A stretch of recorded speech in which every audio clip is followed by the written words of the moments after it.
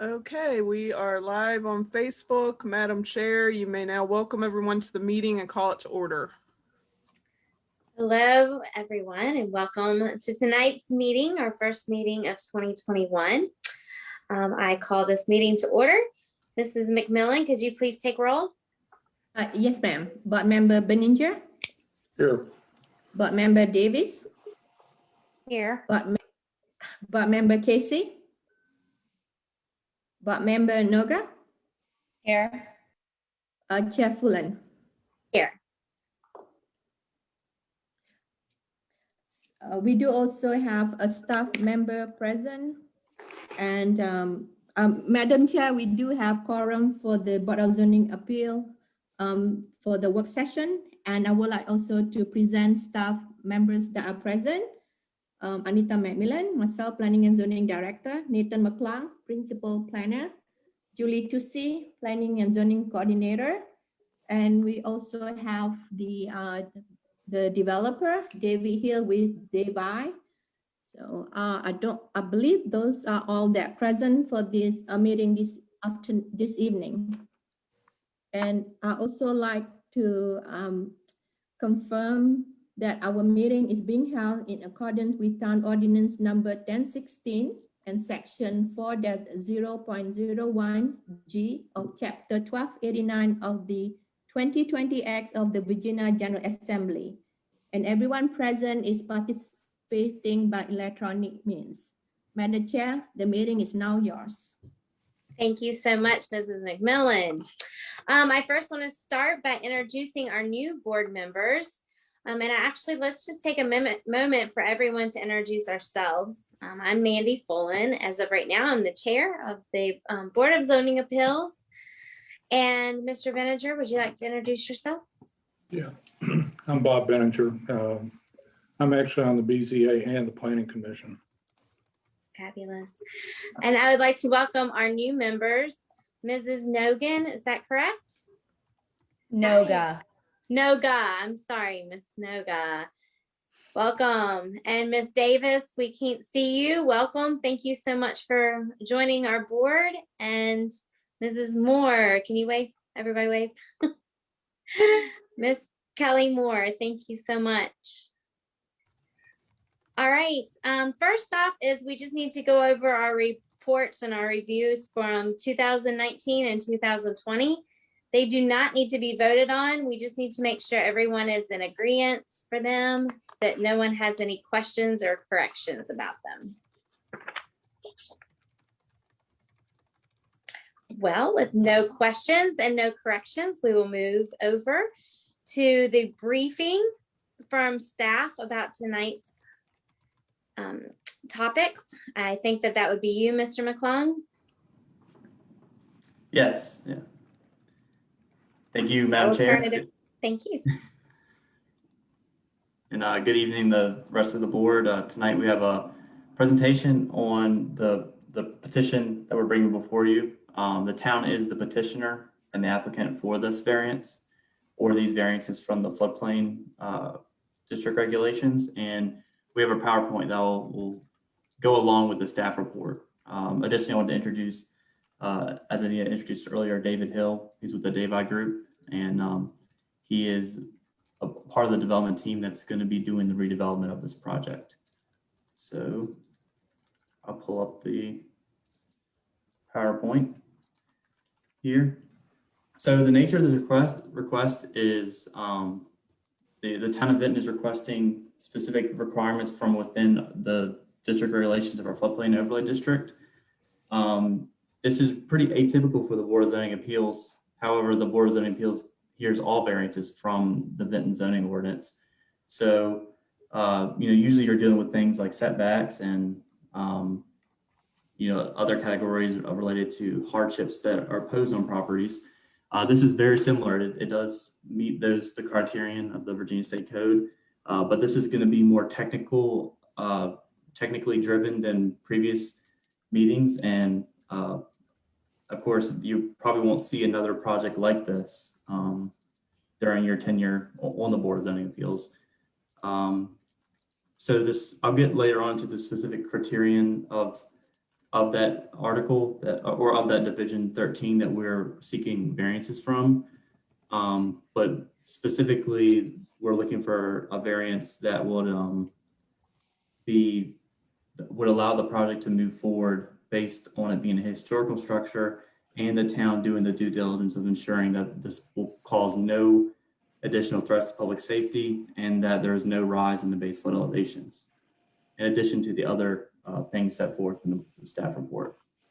So just to give you a brief timeline of what has happened up to this point, the town purchased the property in 2015 due to its historical significance. It's so significant that it's on the town seal. And let me make sure that, are you all seeing the PowerPoint slide itself, or are you seeing where it says next slide as well? Next slide as well. Okay, let me change that. Yeah, I was wondering. Yeah, spoiler alert. So the town purchased it because we didn't want to see this property that had been continuously operated since the 1700s and was the founding structure of the town.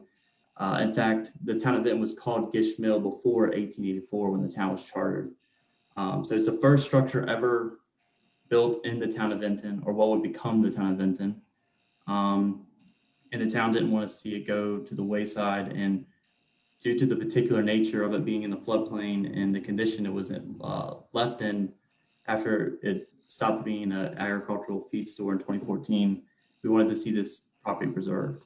So with that in mind, in 2018, 2019, the town issued RFP for potential developers, and the Gish Mill Davai Group responded to that formal proposal to convert the property into a mixed-use development.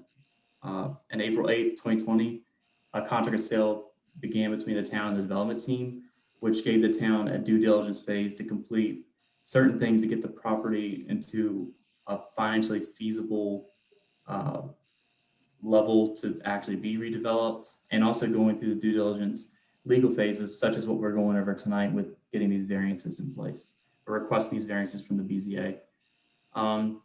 We've had some success, or a lot of success, with acquiring grants for this project. We attained $250,000 from the Virginia Department of Historic Resources. That money is to be used for repair and stabilization work to take place in the property. And then we also received the IRF loan from the Department of Housing and Community Development for $468,750.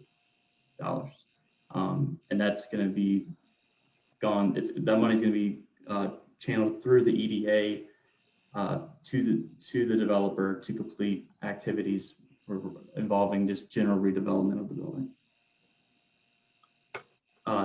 Big milestones. On March 5th of this year, we attained a no-rise certificate from Draper Aden after they completed an H&H study. This is great news, and it proves that all the redevelopment that's going to take place with the added deck and the portions of the building to be removed, and the shoring up of the bank and all the other related activities that are involved in this project are going to cause zero rise in the flood elevations, base flood elevations. So it's zero, I mean, it's literally 0 inches, and there won't even be an inch of rise in the floodplain based on the work that's set out to be done. Some more of the housekeeping notes: we've sent out notification letters to all the adjoining property owners and the city of Roanoke because of their adjoining, their jurisdiction adjoins this property. The Planning Commission work session went well. That was last week, and we are having the hearing right now, or we're having the hearing tonight. Upcoming events will be that this property also has to be rezoned, so a joint public hearing will be taking place next Tuesday night. So basic information on the property: it's located at 350 and 0 Gustings Boulevard. It's the former Fortune's Country Store. There's a lot of impervious surfaces already located on the property, and it is not only in the special flood hazard area of the Glade Creek floodplain, but it's also in the regulatory floodway, which is obvious because it was once a mill, with the wheel, and it served its function with being so close to Glade Creek. It can be accessed via Gustings Boulevard and West Madison Avenue. And looking at the adjacent land uses around the property, to the north, like I mentioned earlier, you have Roanoke City across the creek. To the west, across Gustings Boulevard, you have the new Billy Bird Apartments, the future Business Flex Center or space. Directly southeast, you have the Chalanes in the sign manufacturing business, and that's zoned M1 limited industrial, which currently Gish Mill is also zoned industrial, but if it goes through the rezoning process successfully, it'll become a mixed-use development, just like the property across the street to the west. And of course, to the south is Gustings Boulevard, which is the right-of-way. And this shows exactly where it's located in proximity to Gustings Boulevard. Here's the town of Vinton and the city's border. Billy Bird Apartments properties over here, and then this is the Chalanes and Save on Signs property. And West Madison Avenue is a town right-of-way or town street. They're located right here. This map shows where it's located in proximity to the regulatory floodway and special flood hazard area. So this hatched marked area, that's the actual floodway. And then the blue is the 100-year floodplain, also known as the 1% annual chance flood hazard. And then the orange is the 500-year floodplain. In terms of regulations for FEMA's reasoning in our ordinance, we only focus on the 100-year and the regulatory floodway. But as you can see, the building is fully encompassed within the floodplain. As I was mentioning earlier, we attained a no-rise certificate from a consultant we were working with, and it proved that there'd be no rise in elevation. And the data used was as contemporary as you can get, because the city of Roanoke is actually doing a stream bank restoration project across the entire length of Glade Creek from near the Norfolk Southern Bridge all the way down to a point where it terminates on the city and town limits off of Dale Avenue. And so they were able to use that data and then the data provided by the development team and put that model into the other model and run a simulation to see what would occur during various flood stages, and it proved no rise. So with that, another major milestone that we had to attain, which actually happened before the no rise, is that in order for any structure in the town to have improvements more than 50% of its market value, it has to first meet a set of regulations, but then there's one major regulation of it being a historic structure. And if it's a historic structure, that means that it doesn't, that it meets that substantial improvement protocol. So this property is actually already preliminarily determined for individual listing on the National Register of Historic Places. So it checks that large box.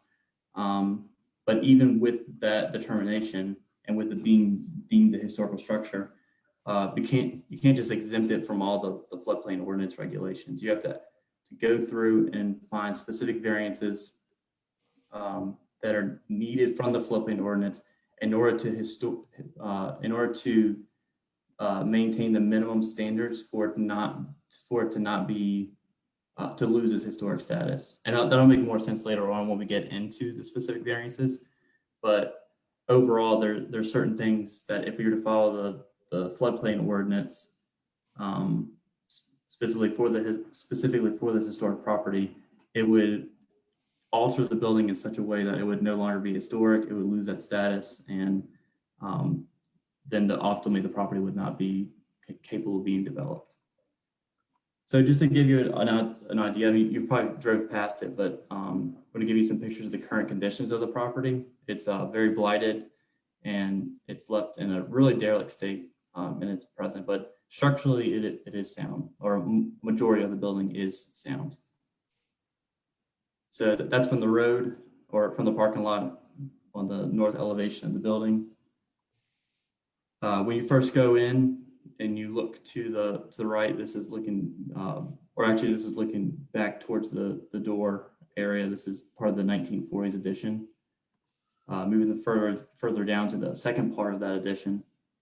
And right through that door is actually the area that's going to be demolished. It's not historical and it's structurally not sound. It's actually unsafe. But there's going to be a patio area out there for outdoor dining and recreation. This is inside the basement. As you can see, the original Encore stone foundation. This is where the water wheel went in through the wall to power the pulley system. And those ceilings are really, really high. I don't know the exact measurement. Maybe later David could touch on that, but the ceilings are incredibly high. These are the second and third floors of the original mill structure, that original square, which we'll see later. Here's back on the backside of the property. This is the historic sluice or the race where water would run through.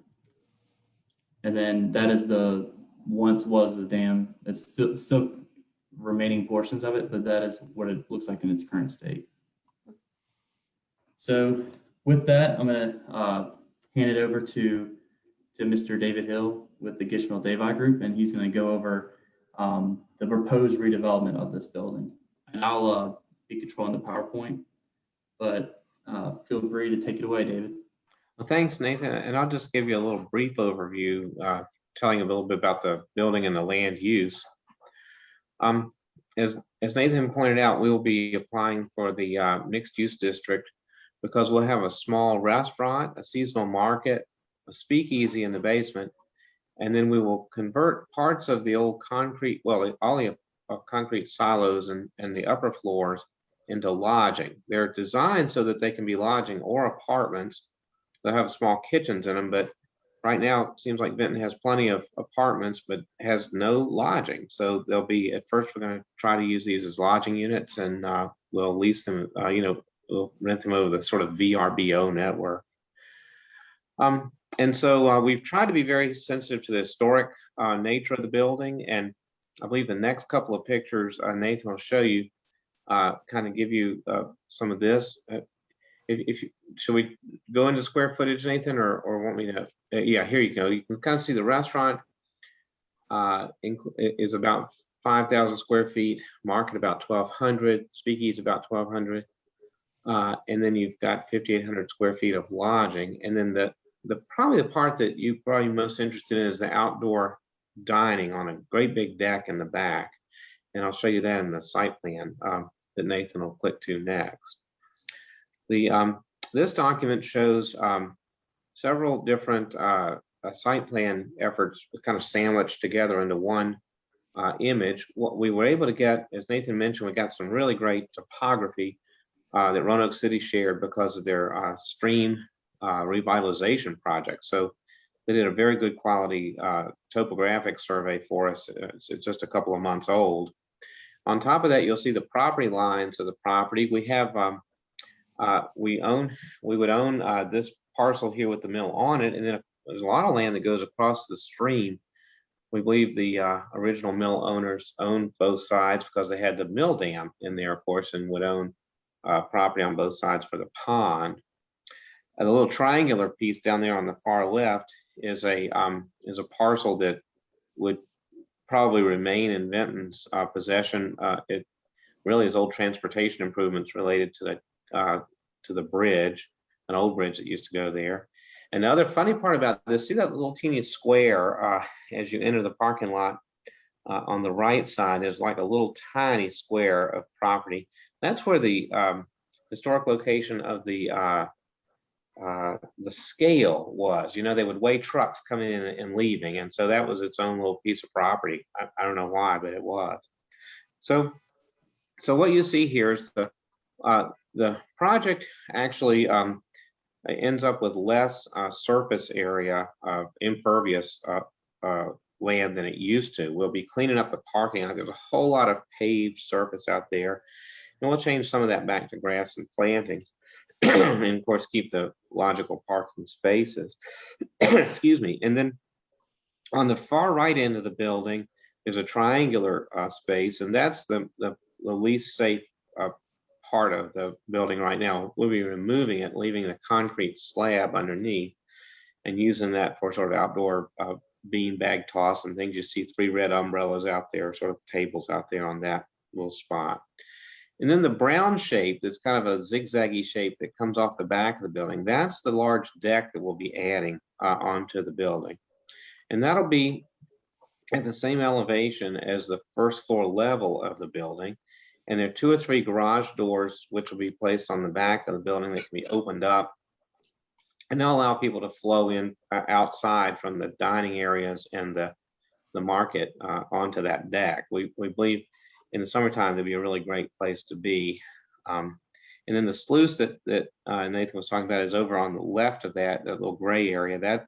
That remains, and that'll be, we'll have to put a great big dining table in that.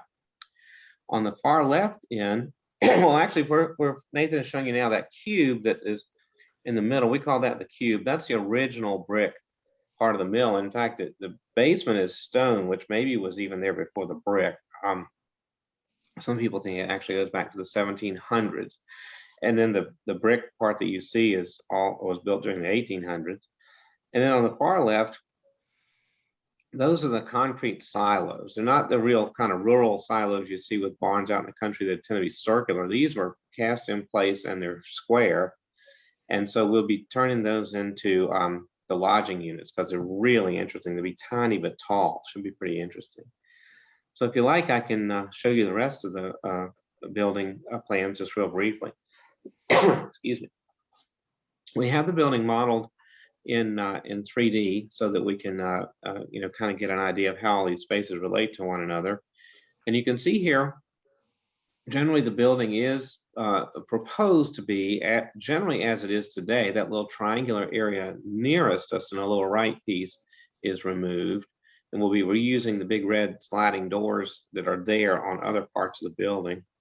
And you can see the old loading dock that was out front. A lot of people used to go there, to get grain for their cows and horses, and that stays, and that'll be where most people enter the building.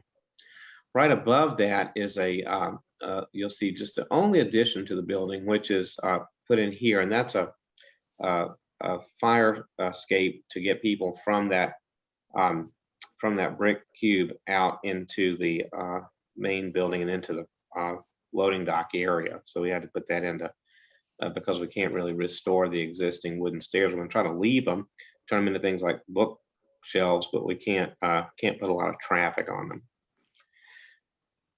Okay, Nathan, want to show a few more of the pictures there? I believe this next one might show this next picture might show the same same angle from the building, looking from the about over top the bridge over Glade Creek. And I believe the next one might show what it looks like from the back. There you go. What you're seeing there's that great big deck that'll be on the back, and you can see the railings and the lights that'll be on that deck and how it ties into that triangular area. And the deck was what we had, we had our structural engineer, Jay Kinder, did a preliminary design on that, and then that's what Draper Aden put into their model. Let's see, Draper Aden modeled it to prove that it wouldn't raise the floodwater on anybody else. So we're pretty excited about that. Okay. Next image. Just a couple more images. One here, you can see some of the large openings that'll be put into the back, and there'll be an outdoor bar on that deck, and then this that very last little picture that Nathan was showing is just a detail of the only piece that we'll be adding to the building, which is to get you up and into the brick part of the building. These final images just give you an idea of just a real sketch idea of what it'll be like out there on the deck. This image, and then I believe there's another one inside.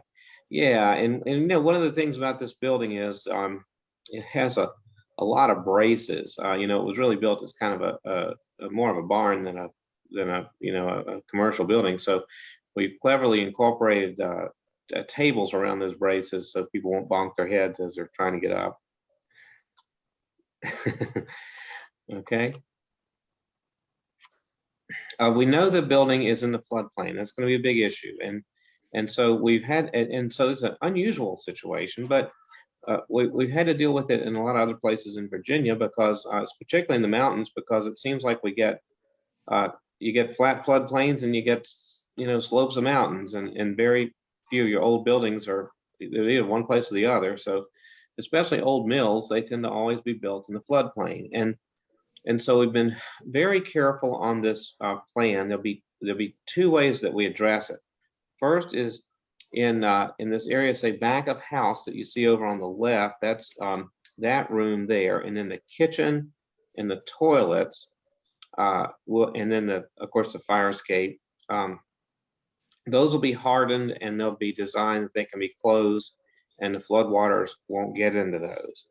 The other rooms, like the dining, the market, are designed to be, we know they're going to get wet every now and then. And so the water will flow through them. So we'll have in the dining, for example, picnic tables, things like this that you can wash. And we just expect it to get wet. So we'll be using some experimental insulation. It'll be, for example, styrofoam insulation will be put behind the metal siding it can get wet and it won't get ruined, those kind of things. So there's just be a whole bunch of techniques that we use to see whether this building and hopefully will withstand a flood. And it's going to happen every 100 years, may happen every 10 years. So I believe the next couple of images I'll show you. Let's see, those are the plans, but this one in particular we thought you'd be interested in has the level of the potential 100-year flood, and that's the lower of those dashed lines in there. Once every 100 years, on average, we would expect the water to get that high in the building. So it teaches how to design. We bring in electricity, for example, from the top and down, and there's just a whole lot of techniques that we try to use that minimize the potential damage to the building in a flood. The upper dashed line there that Nathan's showing, that's a buffer above the 100-year floodplain. That would be something like, the 1985 flood, a catastrophic flood level, which could happen. Okay. David, what's the actual first floor elevation? You're showing it as 0 on this elevation, but do you know what the? Yes, sir. Let's see if I've got something that might have that. Nathan, it might be on the site plan. If you could pull that up, that'll have that should have. I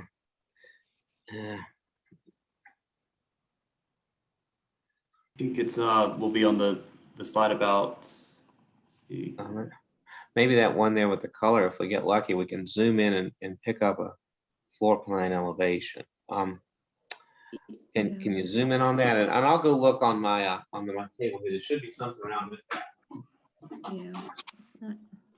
Yeah, she can't zoom anymore. So it's not showing. And we can always pull up the elevation certificate later on as well.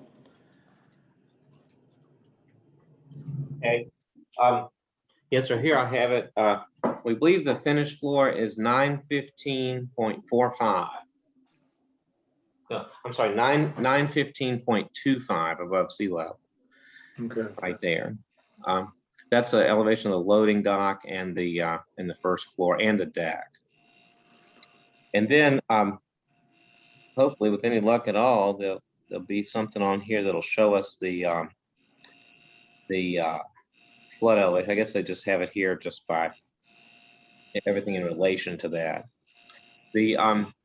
By the way, the speakeasy, as you can see on here, we believe the elevation of the speakeasy is about 901. We haven't gotten enough information to know exactly where that floor is, but it's about, it's about 14 feet below that the second floor. And surprisingly, last spring there was a really pretty good water, maybe 1 or 2 year flood out there. Pete got some great pictures of it. And we went into that basement the day after, and there was not a drop of water. We were really kind of pleasantly surprised. I got a guy here, David.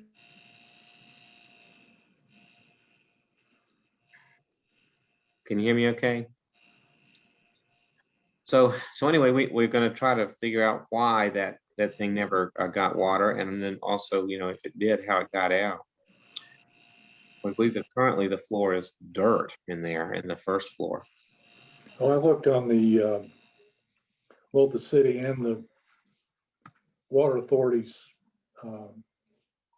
where you can pick up the elevations and the 10-year and 100-year flood level. And the 10-year is 912, so that's good news. If the first floor is 915, because 10-year storms Of course, it's going Okay. to happen more often than a 100-year storm. Right. Even at that, it's not going to impact. Do you hear me now? Right. Well, that's good news. So 912 would be 3 feet under that first floor. Yeah. And then, but Nathan, I believe the most recent work that we got from Draper Aiden and those guys said that that 100-year flood was where your blue line is. It's about 3.5 feet above 915. It's about 918, 919, somewhere in that area. Yeah, So- 919 and a half. Okay. So that's, and now with the cities, with the stream improvement project that they're working on, it's supposed to lower that, but I don't think they're expecting it to lower it a lot. It's more like a foot or so. I don't think they're hoping to achieve too much more than that, but all of that, is it kind of a little bit of a relief. But anyway, we're kind of going in knowing what to expect and trying to plan for it. Are they going to take out the remainder of the dam as part of that project? I can answer that, Bob. They actually are not removing the dam. Rather, they are going to put, it's called a J-hook. They're going to put a structure a little bit further down from the dam to actually raise the level of the creek behind that J structure.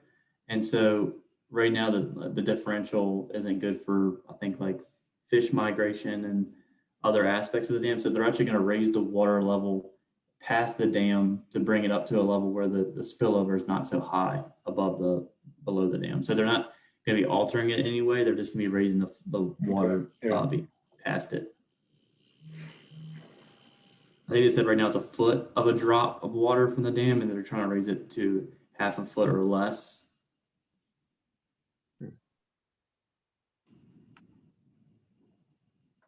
The dam, curiously, the dam on the other side of the stream, it'd be fine, I think, to remove it. The dam on the side of the stream toward the mill actually looks to me like it actually supports parts of the mill. So we were trying to discourage them from taking that part out anyway. It's like it holds up some of the newer additions to the mill. Okay, I believe that's about all the this information here. So I'll hand it back to Nathan to finish up. Yeah, thanks, David. Appreciate it. So in the currently in the comprehensive plan, this is designated to be general commercial land, and then the properties across the street where Billy Bird Apartments, of course, that was rezoned to MUD, but in the 2016 UDA plan, they were designated to be parks and rec, community facilities, and high density residential. With this property, it's also it's designated to be general commercial, and additionally the Chalanes and Save-On signs, the industrial property to the southeast, is also designated to be general commercial as well. But this, of course, just in this case, that the rezoning for the apartments allowed it to be reused for residential, recreational, and small business uses. This will allow it, for the restaurant, lodging, apartment, and market use as well for this property. But specifically for the BZA, the concerns are with the specific variances. So the first variance, and I don't have to read all this because you all were supplied with the staff report, and I just want to give overview and have discussion on this. The first major variance we're requesting from the BZA is the elevation requirements for non-residential construction. So this is, since it's mixed use, even though there's residential and commercial components, it's a non-residential construction because of the percentage of commercial, and also the fact that a lot of these are going to be more for short term. It's not saying they can't be for apartments, but mixed use developments would be considered non-residential. So currently, new construction or substantial improvement. So this would fall under the category of substantial improvement. However, because it's a historical structure, it would not fall under the regulation of substantial improvement. So that's kind of confusing, but even with that, not just giving it a blanket exemption, one of the major things that we require in the town of Denton for new construction or substantial improvement is for freeboard of 1 foot above that base flood elevation that we were talking about earlier. We require 1 foot above, or the non-residential components of the structure to be built 1 foot above the base elevation. And then for residential uses, we actually require 2 feet above that base flood elevation. So say you had a house, the first floor, and of course if it didn't have a basement, the first floor would have to, that first floor, the top of the joist would have to be a foot above or 2 feet above that BFE. So what we're saying with this, and the reason we're justifying this claim and this request is because you can't elevate this mill structure, of course, in any capacity. I mean, it would involve raising the entire building because the entire building is below that BFE level. So that's the justification for it. Elevating the structure in any capacity would destroy its historic nature and make it no longer eligible for designation as a historic source. However, as David was talking about, the development team's going above and beyond and ensuring that there's proactive measures being taken place. He mentioned the mechanicals coming down from the ceiling and being located above that flood level to prevent water from intruding and destroying the equipment. We also mentioned the removal of that non-historic component and to be utilized as a patio space. And also things like the use of waterproof insulation and other wet floodproofing measures, because this area is going to get wet. So we have to incorporate measures into the building that would allow the water to enter and exit through the building. And so even with that, a series of vents are also going to be implemented into these areas of the building that will succumb to flood water if there's a flooding event of that nature. So that having those vents in the building allow to reduce the pressure on the existing walls and for that water to flow freely through the building. Nathan, excuse me, the Yes. vents, how are they going to be operated? They're going to be louvers that act as, David, do you know the design? Is it currently, are they going to, I mean, I know they remain closed until water pushes on them, but are they going to remain open or going to, as Bob mentioned? Yeah, I believe they're activated by the water hitting the vents. And there were 2 pieces of that floodproofing. I don't think we've gotten to the specific detail on it, but there was a company that took the building and showed how you put in vents so that water can flow in one and out another. And the other piece of the puzzle was to make sure that I hadn't really ever thought about this before, but they said make sure that if the flood water is in the building and it goes into something like the toilet or the sink, that there's a special kind of backflow preventer that you can put in there that it doesn't affect the water. And of course, I'm not an expert in these matters, so I don't know how this works, but that also has to be engineered into the building. And I'll also mention, I forgot to show you in the pictures Nathan was showing, but we were careful to keep the residential parts of the building at 2nd and 3rd floors. Yeah, there you go. So, for example, in these silos, that very first floor of the silo, we would expect to go underwater, and so that's just an open sort of a foyer. That's where you put your kayak or your inner tube, but don't put anything valuable there. And then the living spaces are on the 2nd and 3rd floors of the silos, and they're also on the 3rd and 4th floors of the old mill. So if a flash flood comes up all of a sudden and catches everybody that climb to the upper floors, and since it's been there for 200-300 years, we imagine it has potential to stay. But the vents would have to be especially throughout that the old metal part of the building.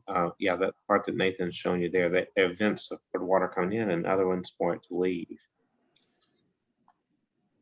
what if the vents get clogged with debris? I suppose the way that they handle that is by putting a number of other, a number of vents around, so that if one gets clogged, there's still, additional. Could they be redundancy. designed just to blow out if they got too much hydrostatic pressure on them? Yeah. Or I think there's redundancy in them too. Yeah. Mr. Beninja, as far as how many vents need to be installed will be based on X square footage of the space. So the opening of that flat band will be required the number based on the square footage of that building, the lower base. So that will be part of the review by the Roanoke County flood engineer.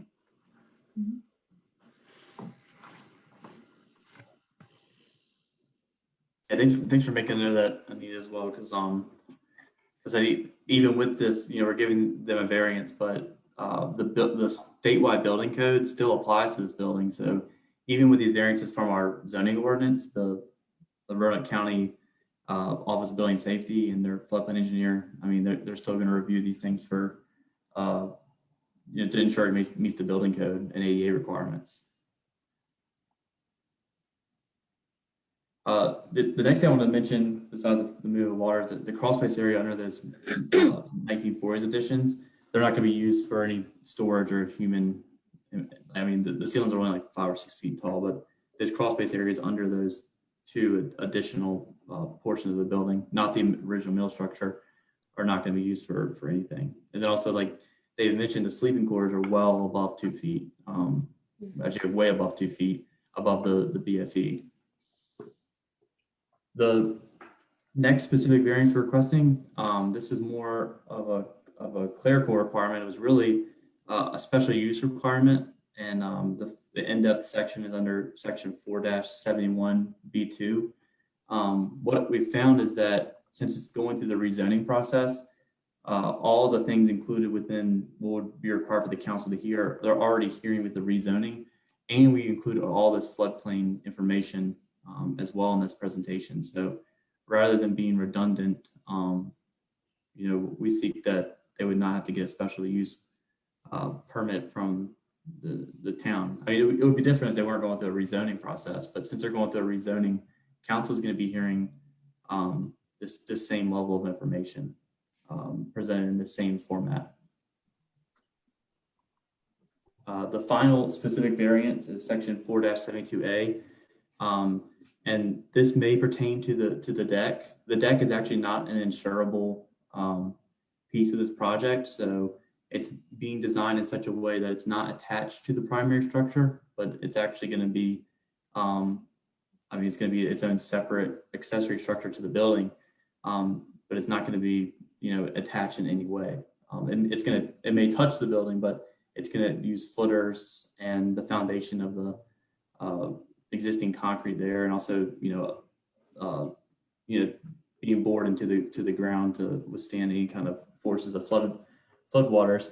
But because we saw this provision about existing structures being expanded, if it was ever determined that either that addition for the stairwell or the deck area was seen as an expansion or an enlargement,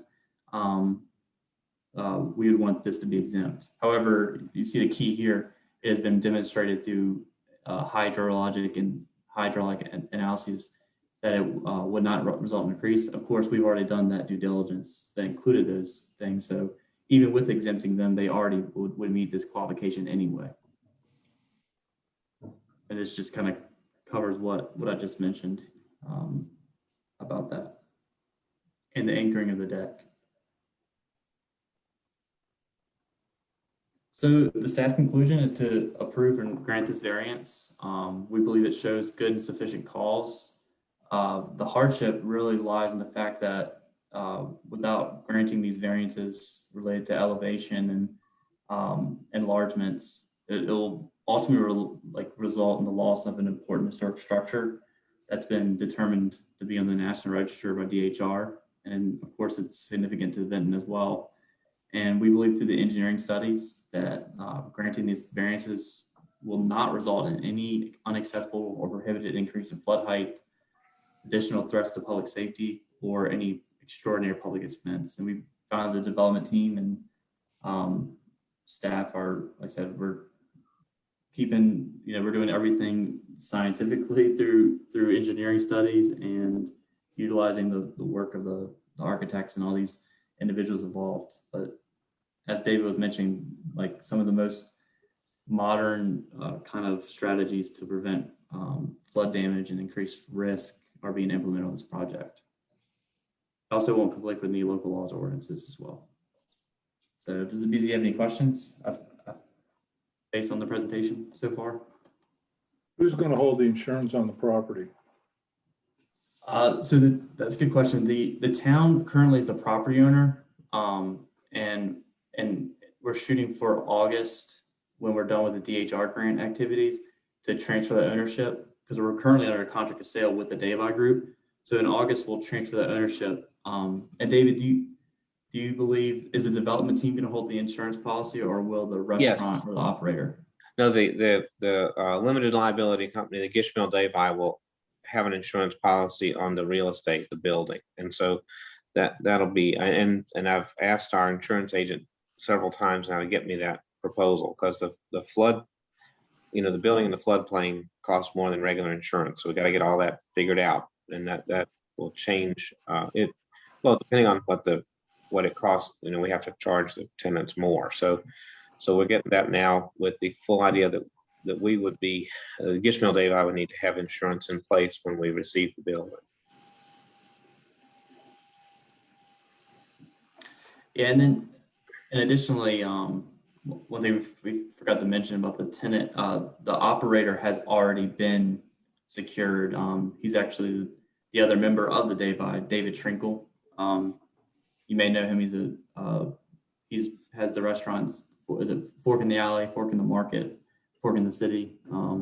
So he'll be the one operating doing the actual operations within the building.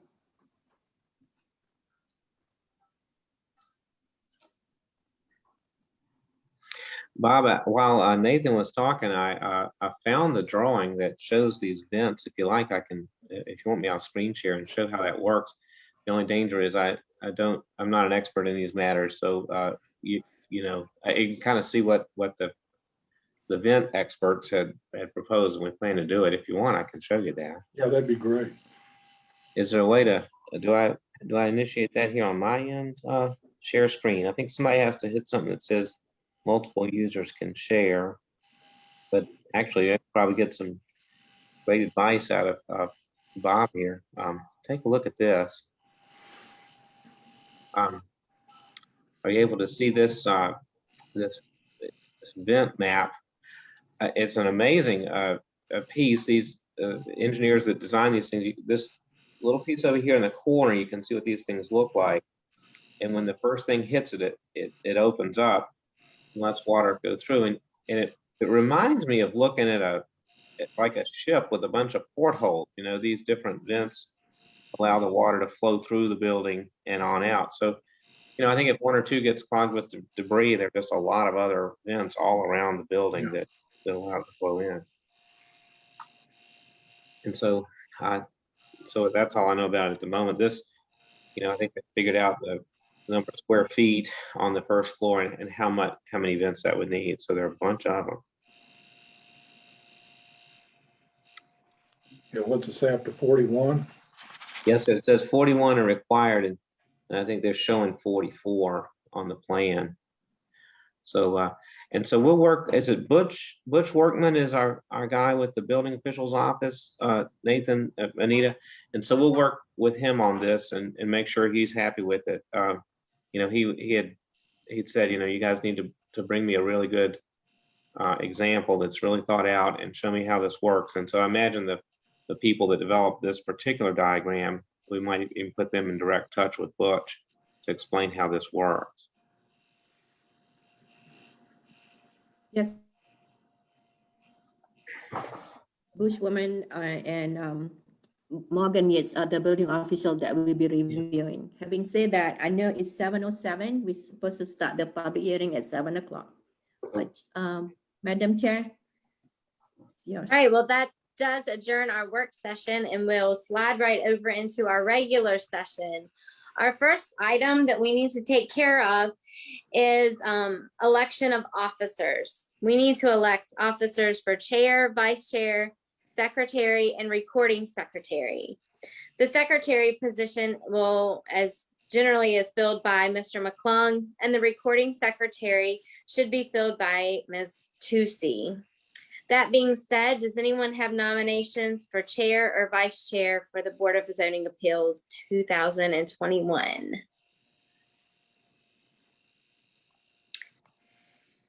anyone would like to make a recommendation and nomination for chair? I recommend Mandy Follen.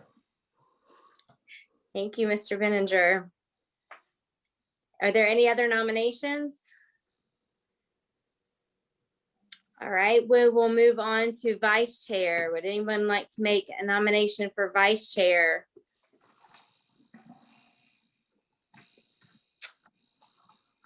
And I will nominate Mr. Benninger for that position.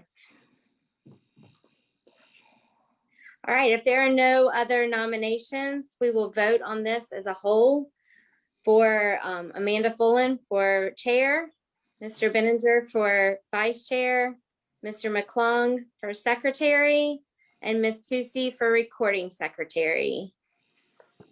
Mrs. McMillan, could you call the roll?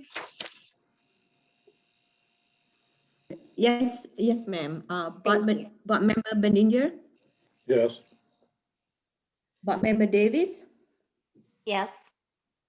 Board Member Casey. Excuse me, I think we need a motion to approve that panel and then a second. Did we get a second on those? And then we do the vote. Sorry about that. No, that's Thank you, okay. Ms. Tucci. Would anyone like to second the motion? I'll second. Thank you. All right, so a second by Ms. Noga. Okay. Now we'll take, And who should I put down for the original motion by? Because I may have missed that. can I make that motion? I don't know if the chairman normally does. I don't know if they No. can. Yeah. So can we get someone to make a motion to approve the 4 names that were recommended? I'll make a motion to approve the 4 names suggested. Okay, and then can we get a second for that? I can second that. Okay, Thank you. thank you. You're welcome. And I will I will do the roll call again. Board Member Benninger, Yes. Board Member Davis, Yes. Board Member Casey, He's muted. Mr. Casey, you are muted.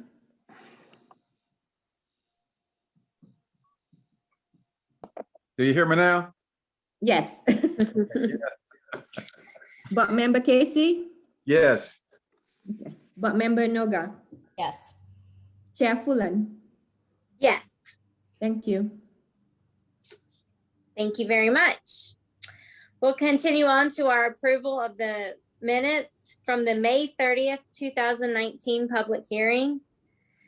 The approval of the minutes, and are there any questions or corrections that need to be made to these minutes? All right, if there, Approval of the minutes. thank you, Mr. Benninger. If we could get a second on that, I I'll second it. thank you. So we got it from Mr. Casey. Mrs. McMillan, could you please call roll? Board Member Benninger, Yes.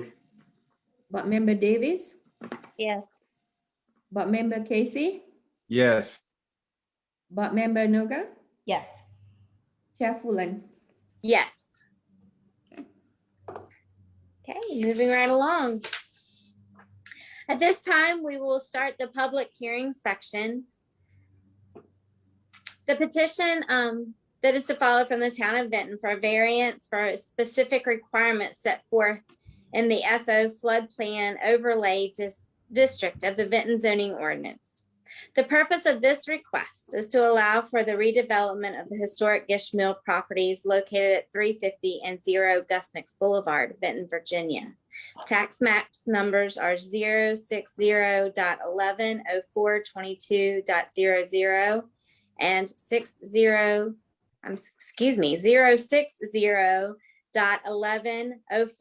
060.110423.00. The variance, if granted, will include all necessary redevelopment activities for the conduct of a functional dependent use, provided that A, the criteria of Article 4, Division 13, Section 4, 73 of zoning ordinances are met.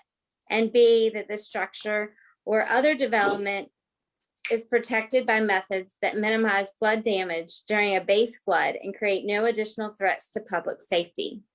At this time, I would like to request that Mr. McClung give our report from the staff. Thanks, Madam Chair. Good evening. Members of the board again. So I won't go over in depth the full presentation, but I was thinking we could look at specifically the staff report and hit on the high notes. And also, anyone feel free to to ask any questions about anything pertaining to these variances. So you can see my screen. This was the staff report released. With the rest of your packet. So as I was saying earlier, the two major checkboxes that we had to complete from a town standpoint before we got to this public hearing was, number one, the structure needed to be deemed historically, eligible for historic designation. And we couldn't just say that the town of Vinton thought it's a very significant property, although we do. We actually needed it to be proven and determined eligible by the Department of Historic Resources and their state board review or their state review boards. So that has been accomplished, and it was deemed as eligible it was determined eligible to be put into the National Register. So that with it being determined eligible, that meets their floodplain requirements. And we currently are working with Hill Studio to actually develop that final packet for it to be a national, put officially in the National Register. So the state's already determined to be eligible and it's already met the requirements, but it's actually going to be determined as is going to be put in the National Register. And that actually opens up historic tax credits to be used on the redevelopment, which will make the project financially feasible. That was the first big box. The second big box was to prove that there was no rise. With working with Draper Aiden, they did an H&H study, which H&H stands for hydrologic and hydraulic study. And they were able to use really up-to-date models and the model provided them by the development team to show that there would be no rise in the base flood elevations due to the redevelopment of this property. So even though we are technically wouldn't have to meet the substantial improvement provision because it's historical, we wanted to go above and beyond and not just exempt it from the entire division of the that covers the floodplain ordinance. We wanted to have specific factors that needed to be granted variances in order for the project to not lose its historical status, in order for it to actually move forward. Because without this variance, the project would not be able to proceed. No work on the building can proceed until this is done. Not even like repair work. If it's well, now that it's historical, it could proceed, but nothing of any kind of significant value could be done on the property. And plus it wouldn't, even though it would meet the building code and the fire safety and ADA requirements, it would not be in alignment with our floodplain ordinance. So the three things in our floodplain ordinance that we are seeking variances from are Section 4-70C1, which deals with non-residential construction elevation requirements, and that's that freeboard requirement. And all freeboard means is that the lowest floor that's inhabitable has to be 1 foot above that, whatever that, or a foot or 2 or 3, whatever your ordinance requires. Ours in the town, if it's a commercial property, it has to be 1 foot above that BFE, the base flood elevation, and 2 feet for residential. This is a non-residential construction, so even though there is going to be freeboard for those lodging units, of course the building can't be elevated without destroying its historic nature. The second has to do more with a regulatory requirement for a special use requirement, in which the town council would have to hear certain parameters set forth in the ordinance. That's section 4-71B2. And the reason we want to get an exemption for that is that, as I mentioned in the work session, council is already going to hear this because the plan commission and the council have been briefed and are going to have a public hearing on the rezoning. And the rezoning report that's presented to them in the presentation will already cover all of the information and most of the information included in that requirement. So rather than being redundant, we'd rather just have the rezoning to be their information on this, while the BZA of course covers the variances, which we'll rule on later. The final one, which may not be necessary, but it was included just in case, it was later determined that the porch and deck area is an enlargement or an expansion of the property. Even within that provision, it talks about the requirement for it to cause an overrise. So even though it meets all the requirements of that section, we still would seek a variance in that just to prevent any kind of future issues with the redevelopment. So I want to skip down to the matters that you all, as the Board of Zoning Appeals members, what you should keep in mind when ruling on these type of projects, specifically related to the floodplain. So here's the list of things to keep in mind. Of course, danger to life and property, and increases in the flood heights or velocities caused by these encroachments. And no variance could even be granted for any proposed use or development or activity in the floodway that would cause an increase. So with the no rise certificate, this meets that criterion, and like I said, it checks off that major box. It was the most crucial part of this initial process with the entire redevelopment project. The danger that materials may be swept onto other lands or downstream. The engineers and the architects are designing that deck to withstand flood damage, and as it was shown, the flood vent system will allow water to flow freely through the building. So those vents are large enough for water to flow through, but they're not made for debris to flow through. So in terms of materials being swept downstream, there'll be measures in place to prevent that from occurring, especially with that bridge on Gus Nix Boulevard right downstream. The proposed water supply and sanitation systems and the ability systems to prevent disease, contamination, and unsanitary conditions. So just how wet floodproofing will be utilized in the building, and the utilities are going to come down from the ceiling. What was also mentioned by David was having those backflow preventers put on the toilets and sinks, which would meet this requirement because it won't allow this floodwaters to get into our sanitary sewer system. The next is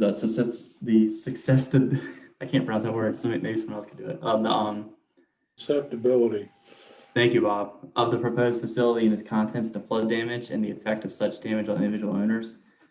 And so we already know that this property could face flood damage in the future, and that its contents could also, encounter floodwaters. But as David mentioned, the locations of the building with expensive equipment, like the back of the house and the kitchen and the bathrooms, they're all going to be built almost to the level of picture like a submarine, just completely airtight, and where no water will be allowed to intrude at all. And additionally, the owners are going to have flood insurance, fully insured on the property. The importance of these services provided by the proposed facility to the community. This is one of the most important redevelopment projects currently in the town in terms of its historic nature, its significance to the town's history, and also it's going to bring a blighted and derelict building that's in a terrible condition, and it's going to be adaptively reused to really bring a nice residential and commercial spaces that will bring jobs and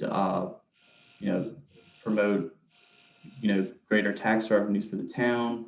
It'll bring people to Vinton. We currently have 0 lodging in the entire town, without a hotel. So this would actually be the first project that would allow for lodging units, or would have lodging units so that people can travel and have short-term stays in the town of Benton. So it would help our tourism market and, you know, all the other components of producing jobs. And I can find that, I'll find the number of how many jobs it's projected to make. Approximately 41 jobs will result will result from this project. In terms of, you know, people with work in the restaurant, the market, the lodging facility, the speakeasy, and it will generate a private investment in excess of $1.9 million. So the project overall is it's a $2.8 million project. So 1.9 million of that will be private investment. Waterfront locations wouldn't really apply here. I mean, it's in front of a creek, but this one's more designated for like beach locations.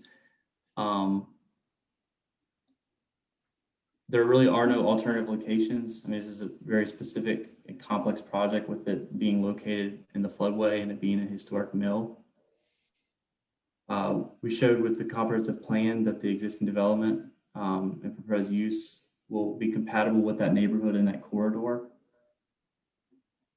And as mentioned in the comprehensive plan, for that, it matches the general commercial use that it's designated as.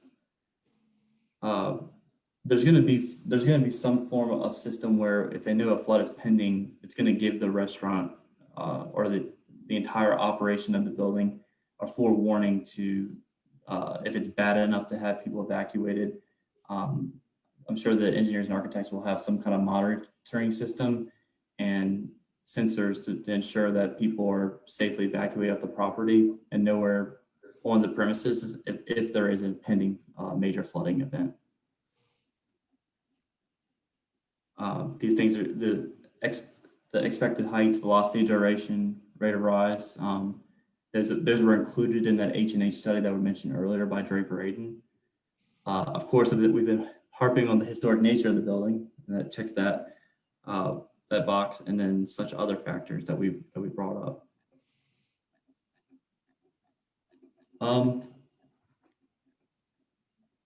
Moving down to the specific variances, as I was mentioning earlier about the Freeport requirement for non-residential construction. The justification section is long, but really I pulled this from the historic report about how elevating the building and requiring portions of the building that are historic would destroy the nature of its historical significance. And so that would warrant this requirement being exempted and it being a variance. And we went over those proactive measures that are being undertaken by the developers to prevent flood risk. This is a special use requirement. And then in terms of the decking area and also the utilization of that patio area, if it's later determined that would be an enlargement, this was also included. The justification being that removing that structure, the non-historical structures actually will actually improve things or reduce the amount of debris that could ever be taken downstream because that part is so structurally unsound. There's really not much keeping it there structurally. So getting that out of the floodplain completely actually improves the level of, it decreases flood risk and improves the property susceptibility to floodplains. And the H&H study also included the insulation of that deck. And they're going to and it's kind of cool. They're going to be anchoring the deck utilizing that historic race where water would flow down. So as I mentioned, staff conclusion, we recommend granting these specific variances, and we believe it shows good and sufficient cause. We believe that it would be an exceptional hardship if there was a loss of an important historic structure in the town. And it's been proven through engineering studies that there's not going to be increase in the flood heights, additional threats to public safety, or extraordinary public expenses. It won't create nuisances, cause fraud, or victimization of the public, or conflict with local laws. And if this is granted, we will issue a letter to the developers, even though the town itself is the applicant, that constructing a structure in this 100-year flood elevation will increase the risk to life and property, and that it will result in increased premium rates for flood insurance. So when the development team gets flood insurance, they will most likely have increased premium rates because they're in the floodway and floodplain. And then on a final note, just if you don't know what like a 100-year flooding event or a 1% annual chance of flood plain area means, it doesn't mean that once every 100 years that there's going to be a huge flooding event like that. I mean, you could have 3 100-year flooding events in 1 year. Technically, it really, the better terminology is 1%, which means that with every storm that takes place, there's a 1% chance that that storm is going to be of that magnitude. So 100-year floodplain, special flood hazard area, and 1% annual chance flood, they all mean the same thing. And when we say BFE or base flood elevation, that is the flood levels at a specific location. Like for instance, on Glade Creek, if it started flooding at a 100-year flooding level, that BFE number is where the flood height would be at that specific location on that given day. Of course, they try to map this as best as they can, and it's all based on FEMA flood maps. But these, we had good data to go off of when developing these plans. So with that, now just pinning your questions at the staff conclusion. I did want to also, well, I'll bring up the comments later. We do have a comment from the county floodplain engineer. Should I wait to give that comment towards the end, or should I give that now, Madam Chair? Why don't you go on and give that comment since it's from the county at this Okay. point? Okay, yeah, because the in terms of the petitioner's comments, we got the town being the petitioner. I'll let Anita talk if she has anything to add, but the Butch Workman is the county floodplain engineer, and he'll review these things when they get it submitted to the Office of Building Safety. And I'll just pull it up what he said on my screen.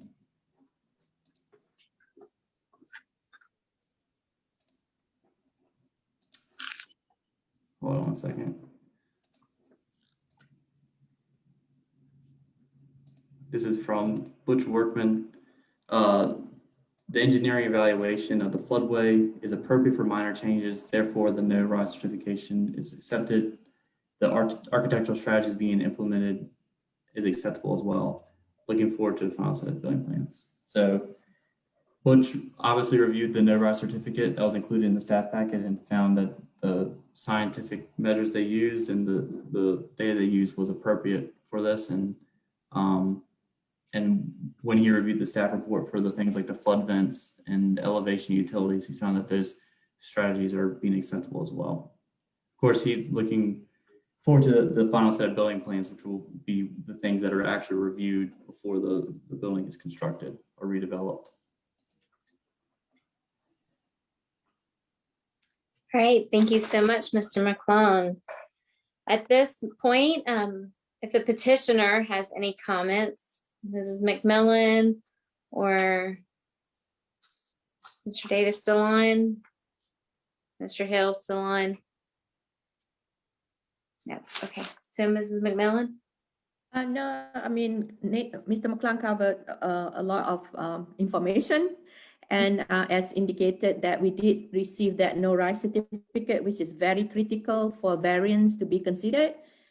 And then after if this variance is approved, the rezoning of the public hearing, the joint public hearing will be considered next week. Once everything is approved, they still have to go to a formal site plan review and building review. And as noted earlier, we have not received any comment.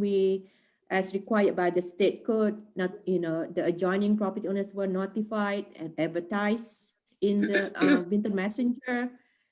And also there are posted public notice at the property, and we have not received any comment from any regarding the variant request. All right. All right, at this time, we will open it up for public comment, but it sounds like there has not been anything from the public. Ms. Tusi, do we need to address anything else with that?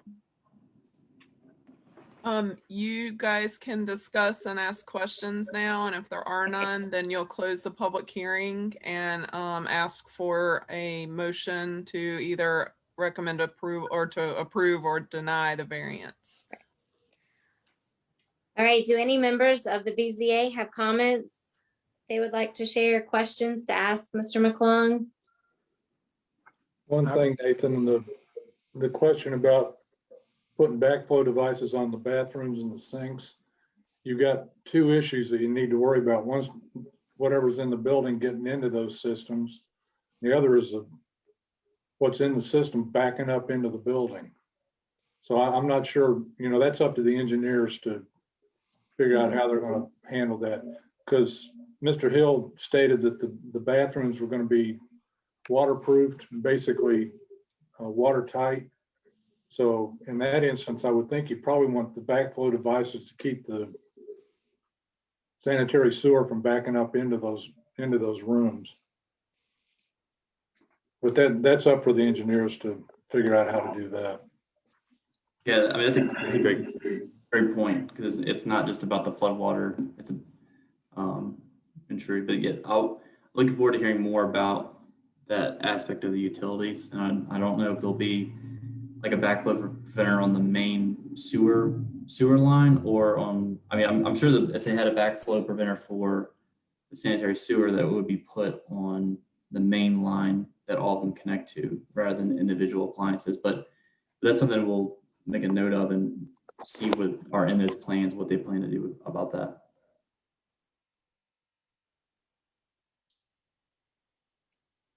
Are there any more comments or questions? I've got a question. Can you hear me? Yes, sir. Okay. Hey, I looked at the thing over there and it looks like the brick on that backside is kind of pulling away. Is there a plan to shore that up, or are they going to tear that off and rebuild? And I'm glad you asked. The DHR grant that we got for $250,000. That work is set to start in May, between May and August, and a part of that money will be spent towards repointing all that brick and shoring up the bank where it's eroding at. So they're going to preserve as much as the historical brick facade as they can throughout this project. Okay. So thankfully we did have the grant funds for that specifically. Good. Mr. McClung, Ms. McMillan, Ms. Tusi, all of you have done a wonderful job putting this together, lots of information, and I know I greatly appreciate that. Does anybody else have any more comments? All right. So at this time, we're going to close the public hearing and take action on this variance. So I am requesting that someone make a motion. At this point, I'm I'll sorry, make a Mr. Casey. I'll make a motion that we approve the variance as requested. Fabulous. Do I have a second on that motion? I'll second it. Thank you very much. All right, Mrs. McMillan, let's take roll. Okay, Board Member Benninger, Yes. Board Member Davis, Yes. Board Member Casey, Yes. Board Member Noga, Yes. Madam Chair Fullan. Yes. Thank you. Great. Thank you very much. I know as a lifelong Vinton girl, I'm very excited to see the structure being used and brought back to life here in our town. All right, is there any other business that we need to attend to tonight? I don't believe there is. So at this time, I will ask for a motion to adjourn our meeting. I'll make a motion to adjourn the meeting. Thank you so much, Ms. Noga. And a second. I second it. Fabulous. Thank you so much. Thank you. guys. So a motion, or we don't need to take roll on that.